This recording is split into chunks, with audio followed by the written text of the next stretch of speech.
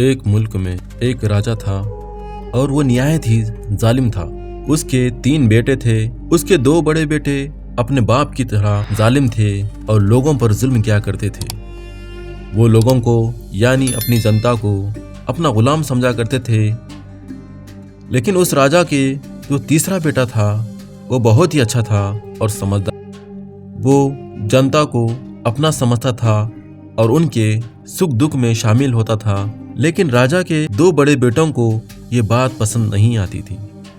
जिस तरह से छोटा शहजादा जनता के कामों के लिए यानी लोगों के कामों के लिए और उनके बुरे वक्त में साथ देने के लिए हमेशा साथ देता था, लेकिन ये बात राजा के सिपाहियों को और राजा के 2 बड़े बेटों को पसंद नहीं आती थी और वो उसकी शिकायतें करते राजा के पास और उसके बारे में ये बताते कि आपका छोटा शहजादा लोगों के अच्छे अच्छे काम करके लोगों के दिल में अपने लिए जगह बना रहा है और वो आपके खिलाफ कभी भी बगावत कर सकता है। राजा ये सुनकर बहुत गुस्सा में आ जाता और उसे ये बात बिल्कुल पसंद नहीं आती थी। एक दिन उसने छोटे शहजादे को बुलाकर समझा। राजा ने अपने छोटे बेटे से ये कहा कि तुम लोगों के अच्छे अच्छे काम करके लोगों के दिल में जगह बना सकते हो, लेकिन याद रखना लोग सिर्फ मेरी इज्जत करते हैं, वो तुम्हारी इज्जत नहीं करते। लेकिन छोटा शहजादा नेक होने के साथ साथ अल्लाह को मानने वाला था और सही और हक बात जानने वाला था।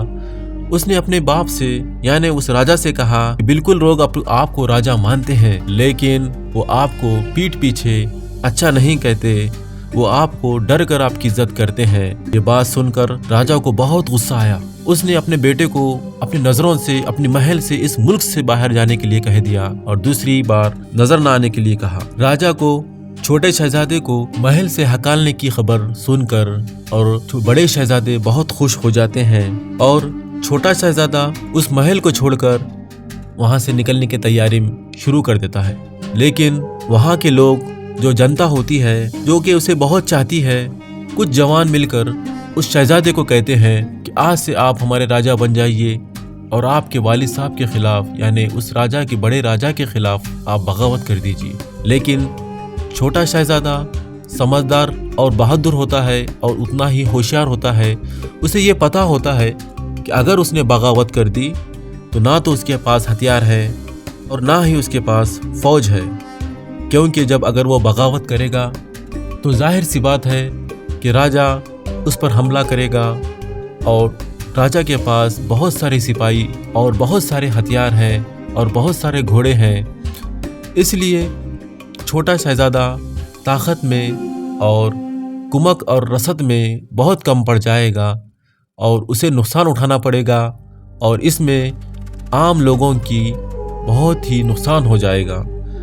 ये सोचकर वो उस मुल्क को छोड़ने की तैयारी शुरू कर देता है और एक दिन उस मुल्क को छोड़कर निकल जाता है। इसी तरह से वो रोज चलना शुरू कर देता है। एक दिन जब वो सफ़र करके थका हुआ होता है तो एक झाड़ के नीचे आराम करने के गर्ज से लेट जाता है। लेकिन कुछ देर लेटने के बाद उसे एक तालाब के पास एक झोंपड़ी सी दिखाई देती है। उस झोंपड़ी में उस शहजादे का जाने का मन करता है और जिस तरह से वो झोंपड़ी में जाता है तो उसे वहाँ पे बहुत सारे मजहबी लोग नजर आते हैं और उनके नूरानी चेहरों को देखकर शहजादा बहुत खुश हो जाता है और वो शहजादे का बहुत ही अच्छी तरह से इस्तकबाल करते हैं यानी उसका वेलकम करते हैं। शहजादा ये सब देखकर बहुत खुश हो जाता है और उनके साथ वक्त गुजारने के लिए बैठ जाता है। लेकिन शहजादे का वहाँ पे अच्छा मन लग जाता है। वो कुछ दिन वहाँ पे रुकता है। उसे वहाँ पे बहुत अच्छी अच्छी बातें समझ में आती हैं, सीखने मिलती हैं। वो बहुत अच्छे लोगों से बहुत अच्छे लोगों की सोहबत में बैठता है और उसे बहुत सारी वहाँ पर बातें समझ में आती हैं। आखिरकार एक दिन उसे ये ख्याल आता है कि कहीं ना कहीं उसके भाई जो कि उसके जान के दुश्मन हैं और उसके जो वालिद हैं जो कि उसके जान के दुश्मन बने हुए हैं, वो इस ताक में बैठे हुए हैं कि कहीं मैं अपनी फ़ौज ना बना दूं और उनके ख़िलाफ़ बगावत ना कर दूं। इसी तरह से वो ये सोचता है और उसे ख्याल आता है कि कहीं अगर उसके दो बड़े भाई अपनी फौज को लेकर उसे ढूंढते हुए यहाँ पर आए तो यहाँ उसे पाकर एक तो उसे कत्ल कर देंगे और उसके साथ साथ यहाँ पे जो दीनदार लोग हैं उन्हें भी उसको नुकसान पहुंचा सकते हैं। सब सोचकर छोटा शहजादा रवानगी के लिए निकल जाता है, यानी अगले सफ़र के लिए निकल जाता है।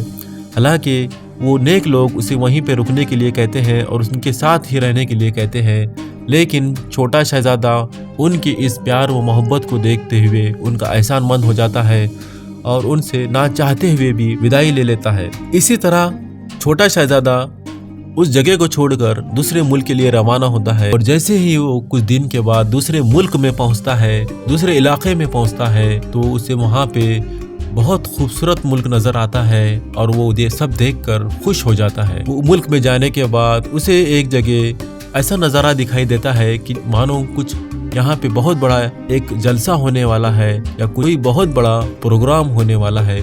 उसे ये सब मंजर देखकर समझ में आता है, क्योंकि एक बड़े से मैदान में वहाँ पर बहुत सारे लोग जमा हुए होते हैं और एक शाही स्टेज बनाया हुआ होता है।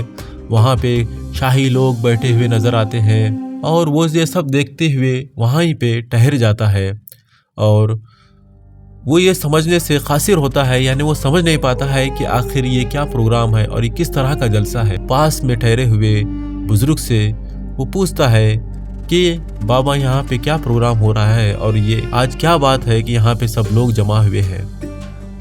उतनी ही देर में वहाँ पर कुछ शाही सिपाही कुछ डोली सा पकड़े हुए 4 सिपाही डोली को पकड़े हुए स्टेज की तरफ लेकर आते नजर आते हैं।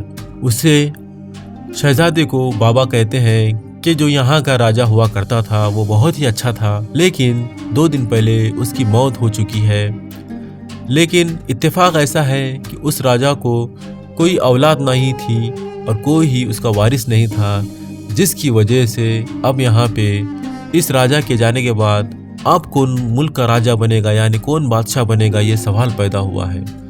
तो इंतज़ामी कमेटी ने ये मशवरा कहकर तय किया है कि जो राजा के पसंदीदा कबूतर थे वो सब लोगों में के सामने उछाले जाएंगे और जो कबूतर किसी एक इंसान पर अपनी मर्जी से बैठेगा अगला राजा उसे बना दिया जाएगा। ये सुनकर उस शहजादे को बहुत ही ताज्जुब होता है।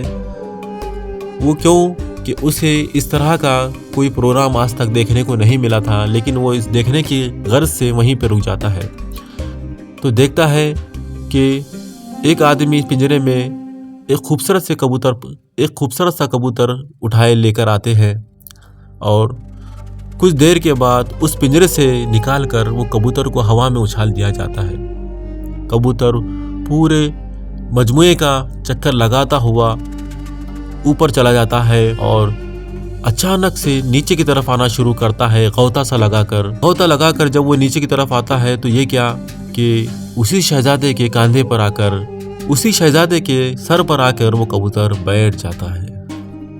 सब लोगों को खुशी हो जाती है, लेकिन शहजादे को ताज्जुब होता है ये अचानक मेरे साथ क्या हो गया। यही सब कुछ वो ताज्जुब किया इधर उधर देख रहा होता है कि अचानक से शाही फौज के सिपाही वहां पर पहुंच जाते हैं और शहजादे को अदब के साथ ये दरख्वास्त करते हैं कि वो स्टेज की तरफ चले। शहजादा कुछ बोले कि इससे पहले उसे बाबा जो बाजू में उसके बुजुर्ग होते हैं वो उसके कंधे पर हाथ रखते हुए मुस्कुराते हैं और उसे जाने के लिए कहते हैं। छोटा शहजादा ये कहना चाहता था कि वो तो इस मुल्क का नहीं है, लेकिन उसे कहने का ये मौका नहीं मिलता।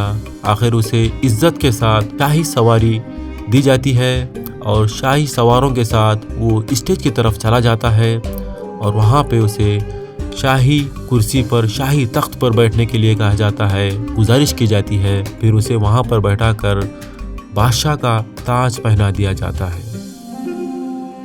देखा दोस्तों, एक इंसान जो कि शहजादा होने के साथ साथ नेक दिल भी था और जनता के कामों को अच्छी तरह समझता था और उनके सुख दुख में शामिल होता था। इसलिए अल्लाह ताला ने उसे कामों को, उसकी नियतों को देखते हुए आखिर उसे महल से निकाले जाने के बावजूद उसे एक नया महल और एक नया मुल्क दे दिया। कहानी पसंद आए तो लाइक शेयर और सब्सक्राइब करें। मिलते हैं अगले कहानी में। Thank you.